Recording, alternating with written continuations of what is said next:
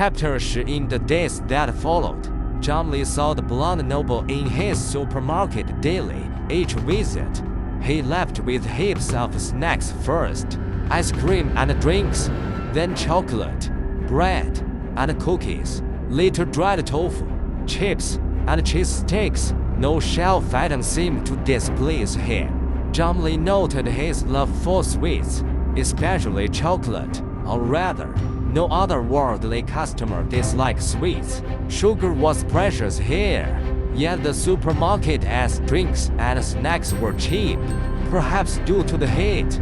Sweet, chilled ice cream and drinks became the second most popular items after instant foods. At some point, customers began buying other snacks without John Lee's prompting, asking directly upon entering. Curious, he learned it started at the city lord's mansion. The young lord tried these snacks, got hooked, and it spread to the mansion's servants. Then beyond, from customer chats, John Lee learned his regular was beloved in Dolly, not just for his noble birth or handsome looks. Augustus Dean was a skilled swordsman, leading soldiers against beast attacks, protecting Dolly, a hero in residents' hearts. He was their trusted future lord. John Lee got it, celebrity endorsement. So, when Augustus bought spicy strips and returned to repurchase, John Lee eagerly recommended spicy hot pot. The shelves held various hot pot bases, but clear broths and tomato were most popular, not because otherworldly folk disliked chili, but because John Lee hesitated to suggest it.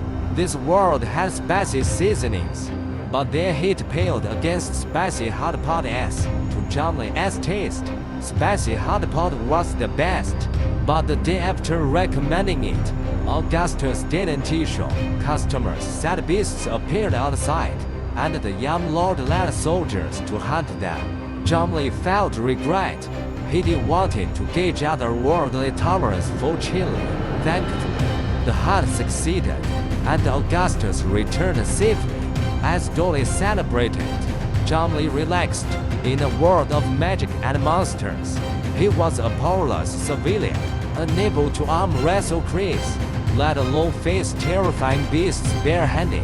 His golden finger only let him cross worlds. If Dolly fell, he couldn't survive here. His supermarket was just starting in this world. He wasn't ready to give up. To celebrate the hunt as success, residents shopped for lavish lunches. John Lee ordered milk tea by corners. He placed an order, noting no calls. Just leave at the door. Half an hour later, he brought ice-cold milk tea to the other world.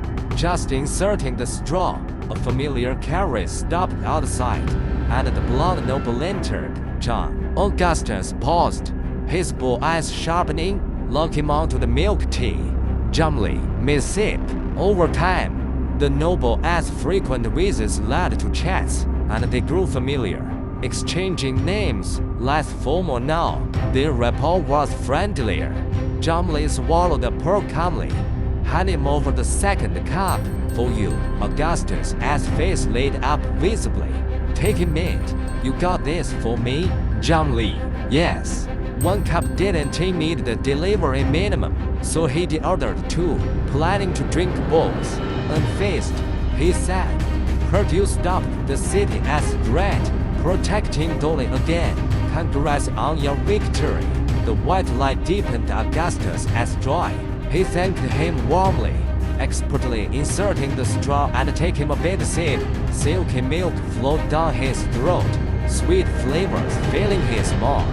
He tasted tea, but milk and sugar masked its bitterness, leaving a faint fragrance. Slurp. He hit a pearl, chewing. Its chewy, resilient texture was addictive. What is this? Pearl milk tea. Pearls. Edible. Augustus marveled. Pearls. Tea. Sugar. A new supermarket item. It'll be a hit. The pearls weren't actual pearls. John Lee considered explaining, then shook his head. It has not. Augustus paused, then beamed. Made to celebrate my victory. This is such an honor. Zhang hesitated. It was ordered for that reason. So, no issue, right? So delicious. If I could drink pearl milk tea daily, I'd fat beasts with more strength. The supermarket didn't sell fresh milk tea, but instant milk tea powder came in many flavors. So, this visit, Augustus left with heaps of instant milk tea powder. After checkout, he didn't rush off. Instead, saying gravely, "Since spring, beasts in the forests outside Dolly have grown more active. Even safe zones now show their traces." Zhang froze, unsure why Augustus shared this. The news weighed on him. Though not a Dolly native, his time here built bonds with adventurers, street neighbors, and this noble. If beasts destroyed Dolly, he could return to Earth as calm life. But he didn't want his new friends to suffer. But Dolly remains safe. Though beast size increase, our adventurers can handle them.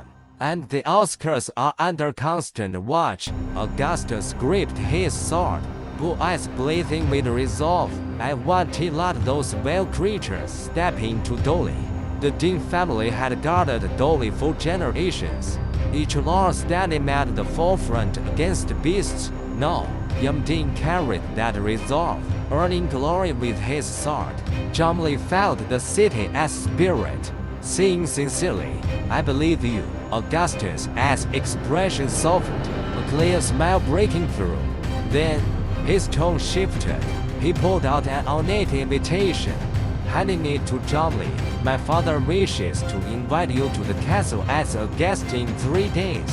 Earl Dean, Zhang took the invitation. His gilded wax seal bearing the Dean crest, recalling Augustus as words. He hesitated. "If it asks about the beasts, I am afraid." No, Augustus clarified quickly. "Just a dinner invitation. The beasts are the Lord's duty. We wouldn't trouble you." Zhang thought, then accepted. 3 days from now, I'll visit on time.